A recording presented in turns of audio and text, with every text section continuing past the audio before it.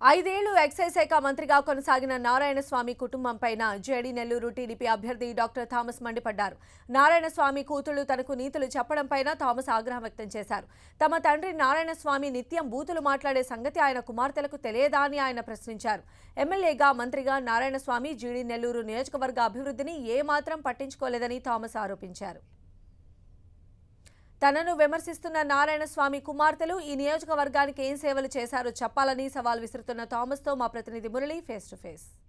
చిత్తూరు జిల్లా గంగాధర్ నెల్లూరు నియోజకవర్గం టీడీపీలో కొత్త జోష్ కనిపిస్తోంది. నిజానికి ఈ నియోజకవర్గం నుంచి టీడీపీ అభ్యర్థిగా డాక్టర్ థామస్ బరిలో నిలిచారు.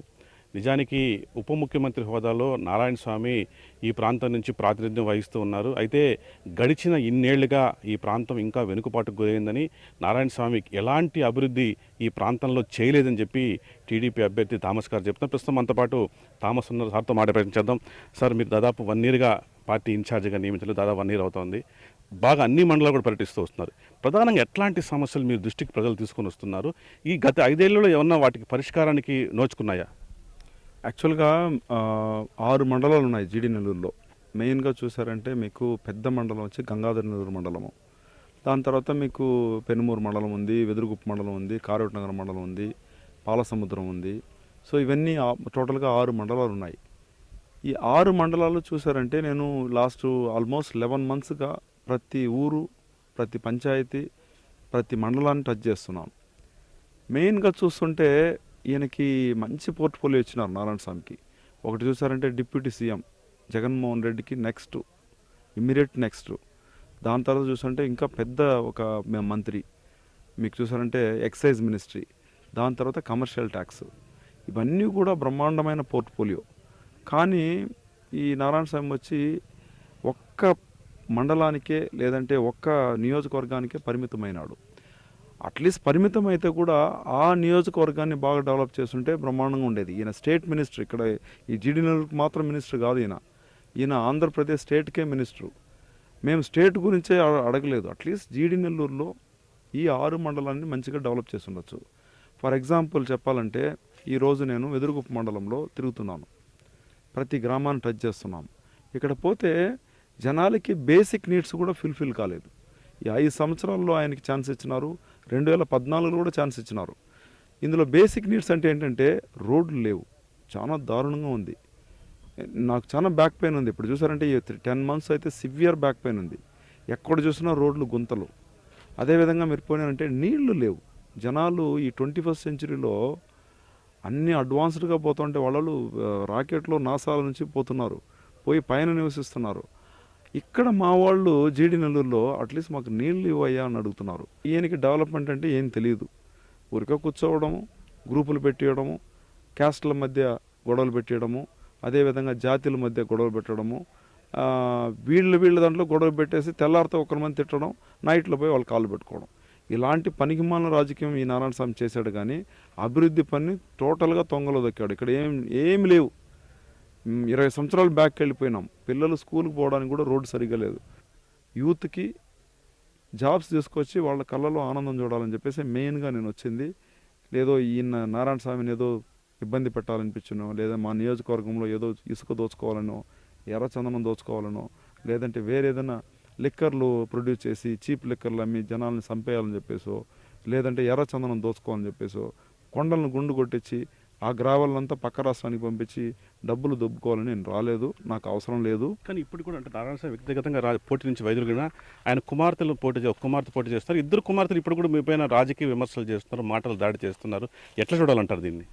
అంటే ఇప్పుడు ఒక చెట్టుకు ఎక్కువ కాయలు కాస్తుంటే ఆ చెట్టుకే దెబ్బలు ఎక్కువ తగులుతాయి. ఏమీ లేని చెట్టుకు ఎవరు పట్టించుకోరు. ఏమైనా పట్టించుకుంటారా? పోయేవాడు వచ్చేవాడు రాళ్ళు వేస్తారు. ఎందుకు రాస్తారంటే ఆ చెట్టు నిండా కాయలు ఉంటాయి. అదేవిధంగా ఇప్పుడు నేను జీడీ నెల్లూరు వచ్చేస్తే నేను విన్ అయిపోతే దొంగలకి అందరికీ భయం.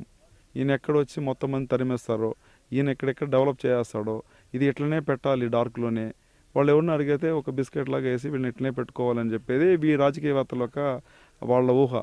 ఏ ప్యాంటుని ఉతికి ఆరేసి ఆయన చేసుకునే వరకు జడ్డితో కూర్చున్న నారాయణస్వామి ఈరోజు కోట్లాధిపతి ఎట్లయినాడు? ఏమైనా హాస్పిటల్ పెట్టి నువ్వైనా ట్రీట్మెంట్ చేసినావా?